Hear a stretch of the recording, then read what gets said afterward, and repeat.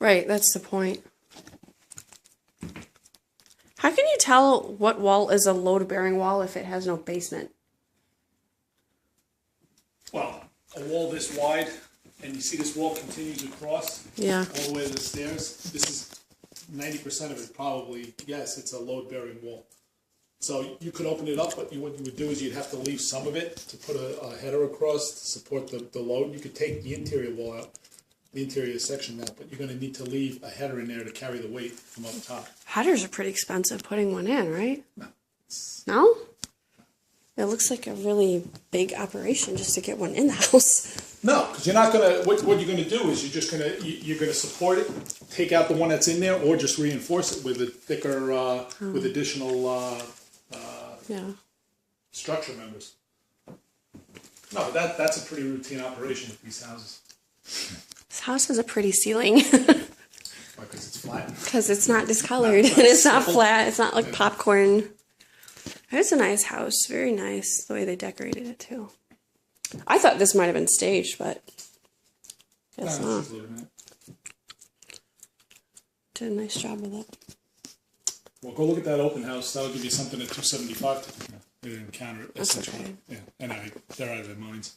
I was wondering if they were hoping that we would come back with something higher, but I don't feel like betting against myself. Yeah. Yeah. Well, that is what it is. That's Yeah, all right. I don't lose sleep over that. To me, that house isn't close to worth it. It's the same dilemma, though. So you're still in this neighborhood, which is not a neighborhood. Yeah. And buyers are still going to have that same issue with Right it. here, that's not uncommon. So don't get. But that's twisted what on I'm that. wondering, though. Like, if you're here for the schools, which is why you're here, because no one would pay this much for a house if you're not looking for a school, then typically you want a neighborhood with kids, you know?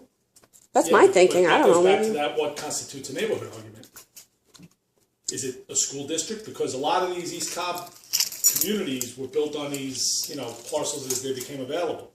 So you'll see the bigger developed neighborhoods built in the 70s and early 80s because that's when the land was available. And then, like across the street's a perfect example. There's $700,000 house over there. But there's small clusters because they couldn't put together a full-blown community. So you see these groups of 6, 10, 12 houses, and they call it an enclave to make it sound spectacular. But at the end of the day, you're buying the area. I was like, where's my kid going to ride his bike up and down this little tiny strip?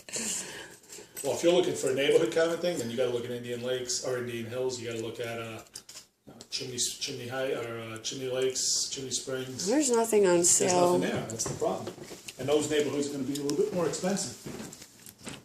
Cabinet. Like with Indian Hills, you're looking at a lot of Brady Bunch stuff. That's when that place was built. What do you mean? Oh, that old? Really? 70s. It was one of the first Well, golf club communities in the metro area. the house I was going to look at, I think